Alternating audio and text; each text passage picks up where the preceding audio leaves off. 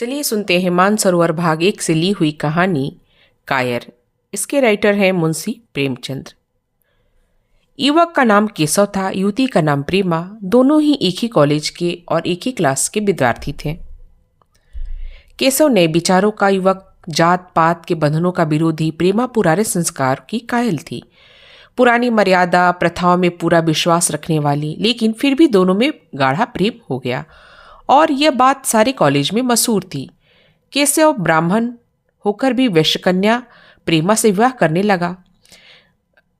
जीवन सार्थक करना चाहता। उसे अपने माता पिता की परवाह न थी। कुल मर्यादा का विचार भी उसे स्वांग सा लगता। उसके लिए सत्य कोई वस्तु थी तो प्रेम थी, किंतु प्रेमा के लिए माता पिता कुल परिवार के आदेश के विरुद्ध एक कदम बढ़ाना भी असंभव था।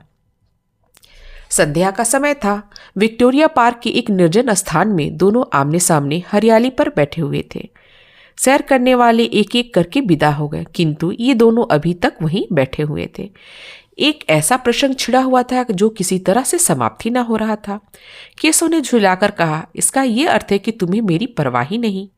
प्रेमा ने उसको शांत करने की चेष्टा करके कहा, तुम मेरे साथ अन्याय कर रहे हो केशव, लेकिन मैं इस विषय को माता पिता के सामने कैसे छेड़ूं? ये मेरी समझ में नहीं आता। वे लोग रूढ़िवादी के भक्त हैं। मेरी तरफ से कोई बात सुनकर मन में जो शंकाएं होंगी उनकी तुम कल्पना नहीं कर सकते। केशव ने उग्र भाव से पूछा, तो तुम उन्हीं पुरानी रूढ़ियों की गुलाम हो? प्रेमा ने अपनी बड़ी बड़ी आंखें मृद स्नेह भरकर कहा, नहीं, मैं उनकी गुलाम बिल्कुल नहीं हूं, लेकिन माता पिता की इच्छा मेरे लिए भी सब चीजों से अधिक मान्य है। तुम्हारा व्यक्तित्व कुछ नहीं, ऐसा ही समझ लो।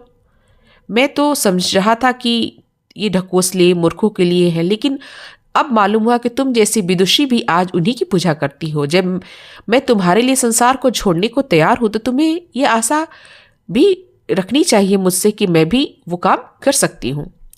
प्रेमा के मन में जो सोच, मेरा अपनी देह पर क्या अधिकार? जिस माता पिता ने अपने रक्त से मेरी सृष्टि की और अपने स्नेह से मुझे पाला, उनकी मर्जी के खिलाफ कोई काम करने का मुझे कोई हक नहीं। उसने दीनता के साथ केशव से कहा, क्या प्रेम स्त्री और पुरुष के रूप में रह सकता है, मैत्री के रूप में नहीं? मैं तो आत्मा का बंधन समझती हूँ। केशव ने कठोर भाव से कहा, इस दार्शनिक विचारों से तुम मुझे पागल कर दोगी प्रेमा। बस इतना ही समझ लो कि मैं निराश होकर जिंदा नहीं रह सकता। मैं प्रत्यक्षवादी हूँ और कल्पनाओं के संसार में प्रत्यक्ष का आनंद उठाना मेरे लिए असंभव है। ये कहकर उसने प्रेमा का हाथ पकड़कर अपनी ओर खींचने की चेष्टा की। प्रेमा ने झटके से हाथ छुड़ा लिया और बोली, नहीं केशव, मैं कह चुकी हूं, मैं स्वतंत्र नहीं। तुम मुझे वह चीज न मांगो जिस पर मेरा कोई अधिकार नहीं। केशव ने अगर प्रेमा के कठोर शब्द कहे होते तो उसे इतना दुख न हुआ होता। एक क्षण तक वो मन मारे बैठा रहा, फिर उठकर निराशा भरे स्वर में बोला, जैसी तुम्हारी इच्छा। आहिस्ता आहिस्ता कदम सा उठाता हुआ वहां से चला गया। प्रेमा अभी भी वहीं बैठी आंसू बहाती रही। रात को भोजन करके प्रेमा जब अपनी माँ के साथ लेटी तो उसकी आंखों में नींद न थी। केशव ने उसे एक ऐसी बात कह दी थी कि जो चंचल पानी में पड़ने वाली छाया की तरह उसके दिल पर छाई हुई थी। प्रतिक्षण उसका रूप बदलता था। वो उसे स्थिर ना कर सकी। माता की इस विषय में कुछ कहे तो कैसे? लज्जा मुंह पर बंद कर देती। उसने सोचा, अगर केशव के साथ विवाह ना हुआ तो उस समय मेरा क्या कर्तव्य होगा? अगर केशव ने कुछ उदंडता कर डाली तो मेरे लिए संसार में फिर क्या रह जाएगा? लेकिन मेरा बस ही क्या? इस भांति के विचारों में एक बात तो उसके मन में निश्चित हुई कि वह थी, केशव के सिवा वह और किसी की विवाह न कर सकेगी। उसकी माता ने पूछा, क्या तुम अब तक नींद न आई? मैंने तुमसे कितनी बार कहा कि थोड़ा बहुत घर का कामकाज किया कर, लेकिन तुझे किताब से फुर्सत नहीं। 4 दिन में तू पराई घर जाएगी, कौन जाने कैसा घर मिले। अगर कुछ काम करने की आदत ना रही तो कैसे निभा होगा? प्रेमा ने भोलेपन से कहा, मैं पराए घर जाऊंगी ही क्यों? माता ने मुस्कुराकर कहा, लड़कियों के लिए यही तो सबसे बड़ी विपत्ति है बेटी। माँ बाप की गोद में पलकर ज्यों ही सियानी हुई दूसरे के घर हो जाती है। अच्छे प्राणी भी मिले तो जीवन भर आराम से कट गया, लेकिन नहीं तो रो रो कर दिन काटना पड़ा। सब कुछ भाग के अधीन है। अपनी बिरादरी में तो मुझे कोई घर नहीं भाता, कहीं लड़की का आदर नहीं, लेकिन करना तो बिरादरी में ही पड़ेगा। न जाने यह जात पात का बंधन कब टूटेगा। प्रेमा डरते डरते बोली, कहीं कहीं तो बिरादरी के बाहर भी विवाह होने लगे हैं। उसने कहने को कह दिया, लेकिन उसका हृदय कांप रहा था कि माताजी कुछ न भाप जाए। माता ने विस्मय से पूछा, क्या हिंदू में ऐसा हुआ है? फिर उसने आप उस प्रश्न का जवाब भी दिया, और 2-4 जगह ऐसा भी हो गया तो उससे क्या होगा? प्रेमा ने इसका कुछ जवाब न दिया। भय हुआ कि माता कहीं उसका आशय न समझ जाए। उसका भविष्य एक अंधेरी खाई की तरह उसके सामने मुंह खोल के खड़ा था, मानो उसे निगल जाएगा। उसे ना जाने कब नींद आ गई। प्रातःकाल प्रेमा सोकर उठी तो उसके मन में एक विचित्र साहस का उदय हो गया। सभी महत्वपूर्ण फैसले हम आकस्मिक रूप से कर लिया करते हैं, मानो कोई देवी शक्ति हमें उसकी ओर खींच रही है। वही हालत प्रेमा की थी। कल वो माता पिता के निर्णय को मान समझती थी, पर संकट के सामने देखकर उसने उस वायु की हिम्मत पैदा हो गई जिसके सामने कोई पर्वत आ गया तो वो मंद वायु प्रबल वेग से पर्वत के मस्तक पर चढ़ जाती है और उसे कुचलती हुई दूसरी तरफ जा पहुंचती है। उसी तरह प्रेमा के मन में सोच रही थी, मानो यह देह माता पिता की है, किंतु आत्मा तो मेरी है। मेरी आत्मा को जो कुछ भुगतना पड़ेगा वह इस देह से तो भुगतना पड़ेगा। अब वो इस विषय में संकोच अनुचित नहीं समझती, घातक समझती थी। अपने जीवन को क्यों वह झूठे सम्मान का बलिदान करे? उसने सोचा, विवाह का आधार अगर प्रेम ना हो तो वह देह का विक्रय है। आत्मसमर्पण क्यों, बिना प्रेम के भी हो सकता है। इस कल्पना ही से ही ना जाने किस अपरिचित युवक से उसका विवाह हो जाए। उसका हृदय विद्रोह कर उठा। वो अभी नाश्ता करके कुछ पढ़ने जा रही थी कि उसके पिता ने प्यार से पुकारा, मैं कल तुम्हारे प्रिंसिपल के पास गया था, वे तुम्हारी बड़ी तारीफ कर रहे थे। प्रेमा ने सरल भाव से कहा, आप तो यूं ही कहा करते हैं। नहीं, सच। ये कहते हुए उन्होंने अपनी मेज की दरार खोली और मखमली चौखटों से जड़ी हुई एक तस्वीर निकाल कर उसे दिखाते हुए बोला, ये लड़का ICS के इम्तिहान में प्रथम आया है, इसका नाम तो तुमने सुना होगा। बूढ़े पिता ने ऐसी भूमिका बांध दी थी कि माँ उसका आशय न समझ सकी, लेकिन प्रेमा भाप गई। उसका मन तीर की भांति लक्ष्य पर जा पहुंचा। उसने बिना तस्वीर की ओर देखे कहा, नहीं, मैंने उसका नाम तो नहीं सुना। पिता ने बनावटी आश्चर्य से कहा, क्या तुमने उसका नाम नहीं सुना? आज के दैनिक पत्र में उसका चित्र और जीवन वृत्तांत छपा है। प्रेमा ने रुखाई से जवाब दिया, होगा, मगर मैं उस परीक्षा का कोई महत्व नहीं समझती।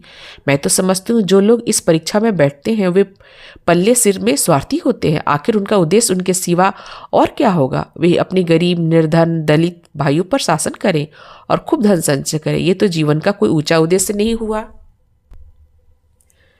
इस आपत्ति में जलन थी, अन्याय था, निर्दयता थी। पिताजी ने समझा था प्रेमा ये बखान सुनकर लट्टू हो जाएगी।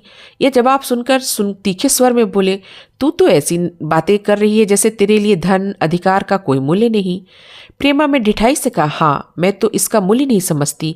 मैं तो आदमी में त्याग देखती हूँ। मैं ऐसे युवकों को जानती हूँ जिन्हें एक पद जबरदस्ती भी दिया जाए तो स्वीकार न करें। पिता ने उपहास के ढंग से कहा, ये तो आज मैंने नई बात सुनी। मैं तो देखता हूँ कि छोटी छोटी नौकरियों के लिए लोग मारे मारे फिरते हैं।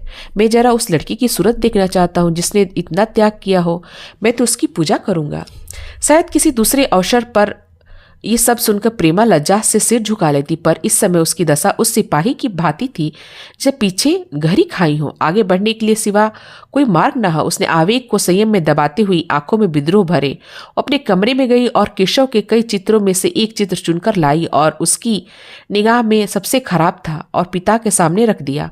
बूढ़े पिताजी ने चित्र को उपेक्षा के भाव से देखना चाहा, लेकिन पहली दृष्टि ही में उसने उन्हें आकर्षित कर लिया। ऊंचा कद, दुर्बल होने पर भी उसका गर्दन, गठन, स्वास्थ्य और संयम का परिचय दे रहा था। मुख पर प्रतिभा का तेज था, पर विचारशीलता का कुछ ऐसा प्रतिबिंब था जो उसके मन में विश्वास पैदा करता था। उन्होंने उस चित्र की ओर देखते हुए कहा, ये किसका चित्र है? प्रेमा ने संकोच से सिर झुकाकर कहा, ये मेरी ही क्लास में पढ़ते हैं, अपनी ही बिरादरी का है। प्रेमा की मुख मुद्रा धूमिल हो गई। इसी प्रश्न के उत्तर पर उसकी किस्मत का फैसला होना था। उसके मन में पछतावा हुआ कि व्यर्थ में इस चित्र को यहाँ लाई। उसने एक क्षण के लिए दृढ़ता आई। वो इस पैने प्रश्न के सामने कातर हो उठी। दबे हुए आवाज में बोली, जी नहीं, ब्राह्मण है। और ये कहने के बाद वह क्षुब्ध होकर कमरे से निकल गई, मानो यहाँ की वायु उसका गला घुट रहा है, और दीवार की आड़ में होकर रोने लगी। लाला जी को तो पहले ऐसा क्रोध आया कि प्रेमा को बुलाकर साफ साफ कह दे कि यह असंभव है। वे अभी गुस्से में दरवाजे तक आए, लेकिन प्रेमा को रोते देखकर नम्र हो गए। इस युवक के प्रति प्रेमा के मन में क्या भाव थे, यह उनसे छिपा न रहा। वे स्त्री शिक्षा के पूरे समर्थन थे, लेकिन इसके साथ कुल मर्यादा की रक्षा भी करना चाहते थे। अपनी ही जाति के सुयोग वर्ग के लिए अपना सर्वस्व अर्पण करते थे, लेकिन उस क्षेत्र के बाहर कुलीन से कुलीन, योग से योग वर्ग की कल्पना भी उनके लिए असह्य थी। इससे बड़ा अपमान वे सोच भी न सकते थे। उन्होंने कठोर स्वर में कहा, आज से कॉलेज जाना बंद कर दो। अगर शिक्षा कुल मर्यादा को डुबोना ही सिखाती है तो कुल शिक्षा है। प्रेमा ने कातक कंठ से कहा, परीक्षा तो समीप आ गई है। लाला जी ने दृढ़ता से कहा, आने दो, और फिर अपने कमरे में जाकर विचारों में डूब गए। 6 महीने गुजर गए। लाला जी ने घर में आकर पत्नी को एकांत में बुलाया और बोला, जहाँ तक मुझे मालूम है केशव बहुत ही सुशील और प्रतिभाशाली युवक है। मैं तो समझता हूँ प्रेमा इस शोक में घुल घुल कर प्राण दे देगी। तुमने भी समझाया, मैंने भी समझाया, दूसरे ने भी समझाया, पर उस पर कोई असर नहीं होता। ऐसी दशा हमारे लिए और क्या उपाय है? उनकी पत्नी ने चिंतित भाव से कहा, कर दो, लेकिन रहोगे कहाँ? न जाने कहाँ से ये कुलक्षणी मेरी कुख में आई। लाला जी ने भवे सिकुड़कर तिरस्कार से कहा, ये तो 1000 दफा सुन चुका, लेकिन कुल मर्यादा के नाम को कहाँ तक रोए? चिड़िया का खोलकर यह आशा करना कि वो तुम्हारे आंगन में ही फुदकी रहेगी, भ्रम है। मैंने इस पर ठंडे दिल से विचार किया और इस नतीजे पर पहुंचा कि हमें इस अपराध को स्वीकार कर लेना चाहिए। कुल मर्यादा के नाम पर प्रेमा की हत्या नहीं कर सकता। दुनिया हंसती है तो हंसे, मगर वो जमाना बहुत जल्द आने वाला है जब ये सभी बंधन टूट जाएंगे। आज भी सैकड़ों विवाह जात पात के बंधनों को तोड़कर हो चुके हैं। अगर विवाह का उद्देश्य स्त्री और पुरुष का सुखमय जीवन है तो हम प्रेमा की उपेक्षा नहीं कर सकते। वृद्धा ने क्षुब्ध होकर कहा, जब तुम्हारी यही इच्छा है तो मुझसे पूछते क्या हो? लेकिन मैं कह देती हूँ, मैं इस विवाह में नजदीक न जाऊंगी, ना कभी इस छोकरी का मुंह देखूंगी। समझ लूंगी जैसे कि इस लड़के मर गए वैसे ये भी मर गई। तो फिर आखिर तुम क्या करने को कहती हो? क्यों नहीं उस लड़के से ब्याह कर देते? उसमें क्या बुराई है? वह 2 साल से सिविल सर्विस पास करके आया है। केशव के पास क्या रखा है? वो बहुत होगा तो दफ्तर में कलर हो जाएगा। और अगर प्रेमा हत्या कर ले तो कर ले। तुम तो उसे सह देते हो। जब उसे हमारी परवाह नहीं तो हम उसके लिए अपने नाम को क्यों कलंकित करें? प्राण हत्या करना कोई खेल नहीं, ये सब धमकी है। मन घोड़ा है, जब तक उसे लगाम ना दो हाथ भी ना रखने देगा। जब उसके मन का यह हाल है तो कौन कहे केशव के साथ ही जिंदगी भर निवाह करेगी? जिस तरह आज उसने प्रेम है उसी तरह कल दूसरे से भी हो सकता है। तो क्या पते अपना मांस बिकवाना चाहते हो? लाला जी ने स्त्री को प्रश्न सूचक दृष्टि से देखकर कहा, और अगर कल खुद जाकर केशव से विवाह कर ले तो तुम क्या करोगी? फिर तुम्हारी किस इज्जत रह जाएगी? वो चाहे संकोचवश या हम लोगों के लिहाज में ही क्यों बैठी रहे, पर यदि जीत पर कमर बांध ले तो हम कुछ नहीं कर सकते। इस समय का ऐसा भीषण अंत हो सकता है। यह इस वृद्धा के ध्यान में भी न आया। यह प्रश्न बम के गोले की तरह उसके मस्तक पर गिरा। एक क्षण तक वो अवाक बैठी रह गई, मानो इस आघात ने उसकी बुद्धि की धज्जियां उड़ा दी। फिर पराभूत होकर बोली, तुम्हें देख अनोखी ही कल्पनाएं सूझती है। मैंने तो आज तक कभी भी नहीं सुना कि किसी कुलीन कन्या ने अपनी इच्छा से विवाह किया। तुमने ना सुना, लेकिन मैंने सुना है और देखा है, और ऐसा होना संभव है। जिस दिन ऐसा होगा उस दिन तुम मुझे जीती ना देखोगी। मैं यह नहीं कहता कि ऐसा होगा ही, लेकिन संभव है। तो जब ऐसा होना है तो इससे अच्छा है कि हम इसका प्रबंध करें। जब नाक कटी रही है तो तेज छुरी से क्यों ना कटे? कल केशव को बुलाकर देखो क्या कहता है। केशव के पिता सरकारी पेंशन थे, मिजाज में चिड़चिड़े और कृपण। धर्म के आडंबरों में भी उनकी चित्त को शांति मिलती थी। कल्पना शक्ति का अभाव था, किसी के मन भावों का सम्मान न कर सकते। वे अब इस संसार में रहते थे जिसमें उन्होंने अपने बचपन जवानी के दिन काटे। नवयुग की बढ़ती हुई लहर को वो सर्वनाश कहते और कम से कम अपने घरों के दोनों हाथों दोनों पैरों को जोर लगाकर उसे बचाए रखना चाहते थे। इसलिए जब एक दिन प्रेमा के पिता उसके पास पहुंचे तो केशव से प्रेमा का विवाह का प्रस्ताव किया तो बूढ़े पंडित जी अपने आपे में न रह सके। धुंधली आंखें फाड़कर बोले, आप भंग तो नहीं खा रहे हैं? इस तरह का संबंध और चाहे जो कुछ हो, विवाह नहीं। मालूम होता है आपने नए जमाने का हवा लग गई। बूढ़े बाबूजी ने नम्रता से कहा, मैं खुद ऐसा संबंध नहीं चाहता। इस विषय में मेरे यही विचार है जो आपके हैं, पर बात ऐसी आ पड़ी है, मुझे विवश होकर आपके सेवा में आना पड़ा। आजकल ये लड़के और लड़कियां कितने स्वेच्छाचारी हो गए हैं, ये आप जानते ही। हम बूढ़े लोगों के लिए अब ये सिद्धांतों की रक्षा करना कठिन हो गया है। मुझे भय है कि कहीं ये दोनों निराश होकर अपनी जान पर न खेल जाएं। बूढ़े पंडित जी जमीन पर पांव पटकते हुए गरज उठे, आप क्या कहते हैं साहब? आपको शर्म नहीं आती? हम ब्राह्मण हैं, और ब्राह्मणों में भी कुलीन ब्राह्मण कितने भी पतित हो गए। इस इतने मर्यादा शून्य नहीं कि बनिए बकालों की लड़की से विवाह करते फिरे। जिस दिन कुलीन ब्राह्मण में लड़कियां ना रहेंगी, उस दिन यह समस्या उपस्थित हो सकती है। मैं कहता हूं, आपको मुझसे ये बात कहने का साहस कैसे हुआ? बूढ़े बाबूजी जितना ही दबते थे उतना ही पंडित जी बिगड़ते, यहाँ तक कि लाला जी अपना अपमान ज्यादा ना सह सके और अपनी तकदीर को कोसते हुए चले गए। उसी वक्त केशव कॉलेज से आया। पंडित जी ने उसे तुरंत बुलाकर कठोर कंठ से कहा, मैंने सुना है तुमने किसी बनिए की लड़की से विवाह कर लिया। ये खबर कहाँ तक सही है?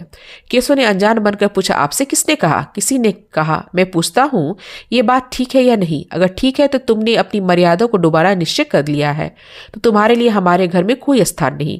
तुम्हें मेरी कमाई का एक धेला भी न मिलेगा। मेरे पास जो कुछ भी है वह मेरी कमाई का है। मुझे अख्तियार है कि मैं किसे देना चाहूँ और ना दूँ। तुम यह अनीति करके मेरे घर के कदम नहीं रख सकते। केशव पिता के स्वभाव से परिचित था। प्रेमा से उसे प्रेम था। वह गुप्त रूप से प्रेमा से विवाह कर लेना चाहता था। बाप हमेशा तो बैठा ना रहेगा। माता के स्नेह पर उसे विश्वास था। उस प्रेम की तरंग में वो सारे कष्टों को झेलने के लिए तैयार मालूम होता। लेकिन जैसे कोई कायर सिपाही बंदूक के सामने जाकर हिम्मत खो बैठता है और कदम पीछे हटा लेता है, वही दशा केशव की हुई। वह साधारण युवकों की तरह सिद्धांतों के लिए बड़े बड़े तर्क कर सकता था। बाप से उसने अपनी भक्ति की दोहाई दे सकता था, लेकिन उसके लिए यातनाएं झेलने की सामर्थ्य उसमें न थी। अगर वो अपनी जिद पर अड़ा और पिता ने भी अपनी टेक रखी तो उसका कहाँ ठिकाना लगेगा? अपना जीवन ही नष्ट हो जाएगा। उसने दबी जबान से कहा, जिसने आपसे ये कहा है बिल्कुल झूठ है। पंडित जी ने तीव्र नेत्र देखकर कहा, तो ये खबर बिल्कुल गलत है? जी हाँ, बिल्कुल गलत। तो तुम आज ही इसी वक्त उस बनिए को खत लिख दो और याद रखो कि अगर इस की चर्चा फिर उठी तो तुम्हारा सबसे बड़ा शत्रु होऊंगा। बस जाओ। केशव और कुछ न कह सका। वह वहां से चला गया तो मालूम होता है कि पैरों में दम नहीं। दूसरे दिन प्रेमा ने केशव के नाम पत्र लिखा। प्रिय केशव, तुम्हारे पूज्य पिताजी ने लाला जी के साथ जो अनिष्ट और अपमानजनक व्यवहार किया, उसका हाल सुनकर मेरे मन में बड़ी शंका उत्पन्न हो रही है। शायद उन्होंने तुम्हें भी डांट फटकार बताई होगी। ऐसी दशा में मैं तुम्हारा निश्चय सुनने के लिए विकल हो रही हूँ। तुम्हारे साथ हर तरह का कष्ट झेलने को तैयार हूँ। मुझे तुम्हारे पिता की संपत्ति का मोह नहीं है। मैं तो केवल तुम्हारा प्रेम चाहती हूँ और उसी में प्रसन्न हूँ। आज शाम को यही आकर भोजन करो। दादा और माँ दोनों तुमसे मिलने के लिए इच्छुक है। मैं वह स्वप्न देखने में मग्न हूँ जब हम दोनों सूत्र में बंध जाएंगे, जो टूटना नहीं जानता, जो बड़ी बड़ी आपत्ति में भी अटूट रहता है। तुम्हारी प्रेमा। संध्या हो गई और इस पत्र का कोई जवाब न आया। उसकी माता बार बार पूछती थी, केशव आया नहीं? बूढ़े लाला भी द्वार की ओर आंख बैठाए थे। यहाँ तक कि रात के 9 बज गए पर केशव नहीं आया, ना उनका पत्र। प्रेमा के मन में भांति भांति के संकल्प विकल्प उठ रहे थे। कदाचित उन्होंने पत्र लिखने पर अवकाश न मिला होगा, या आज आने की फुर्सत न मिली होगी। कल अवश्य आएंगे। केशव ने पहले उसके पास जो प्रेम पत्र लिखे थे उन सबको उसने फिर पढ़ा। उसके एक एक शब्द से कितना अनुराग टपक रहा था। उनमें कितना कंपन था, कितनी विकलता, कितनी तीव्र आकांक्षा। फिर उसे केशव के वाक्य याद आया जो उसने सैकड़ों बार कहे थे। कितनी बार वह उसके सामने रोया था। इतने प्रमाणों के होते हुए निराश के लिए कहाँ स्थान। मगर फिर भी सारी रात उसका मन जैसे सूली पर टंगा था। प्रातःकाल केशव का जवाब आया। प्रेमा ने कांपते हुए हाथों से पत्र लेकर पढ़ा। पत्र हाथ से गिर गया। ऐसा जान पड़ा मानो उसकी देह का रक्त स्थिर हो गया। जो लिखा था, मैं बड़े संकट में हूँ कि तुम्हें जवाब क्या दूं। मैंने इधर का समस्या पर खूब ठंडे दिल से विचार किया और इस नतीजे पर पहुंचा कि वर्तमान दशाओं में मेरे पिता की आज्ञा की उपेक्षा करना दुस्साहस है। मुझे कायर न समझना, मैं स्वार्थी भी नहीं, लेकिन मेरे सामने जो बाधाएं हैं उन पर विजय पाने की शक्ति मुझ में नहीं। पुरानी बातों को भूल जाओ, उस समय मैंने इन बाधाओं की कल्पना न की थी। प्रेमा ने एक लंबी गहरी जलती हुई सांस खींची और उस खत को फाड़कर फेंक दिया। उसकी आंखों से अश्रुदाह बहने लगा। जिस केशव को उसने अपने अंतकरण से वर लिया था वो इतना निष्ठुर हो जाएगा, इसकी इतनी रत्ती भर भी आशा न थी। ऐसा मालूम पड़ा मानो अब तक वो कोई सुनहरा स्वप्न देख रही थी, पर आंख खुलने पर वो सब कुछ अदृश्य हो गया। जीवन में सब आशा ही लुप्त हो गई। तो अब अंधकार के सिवा और क्या रहा। उसके हृदय की सारी संपत्ति लगाकर उसने एक नाव लदवाई थी, वह नाव जलमग्न हो गई। अब दूसरी नाव कौन वहां से लदवाए। अगर वह नाव टूटी तो उसके साथ सब कुछ डूब जाएगा। माता ने पूछा, क्या केशव का पत्र है? प्रेमा ने भूमि की ओर ताकते हुए कहा, हाँ, उनकी तबीयत अच्छी नहीं है। इसके सिवा और वो क्या कहे। केशव की निष्ठुरता, बेवफाई का समाचार कहकर लज्जित होने का साहस उसमें न था। दिन भर वह घर के काम धंधों में लगी रही, मानो उसे कोई चिंता ही नहीं। रात को उसने सबको भोजन कराया, खुद की भोजन किया और बड़ी देर हारमोनियम पर गाती रही। मगर सवेरा हुआ तो उसके कमरे में उसकी लाश पड़ी थी। प्रभात की सुनहरी किरणें उसके पीले मुख को जीवन की आभा प्रदान कर रही थी।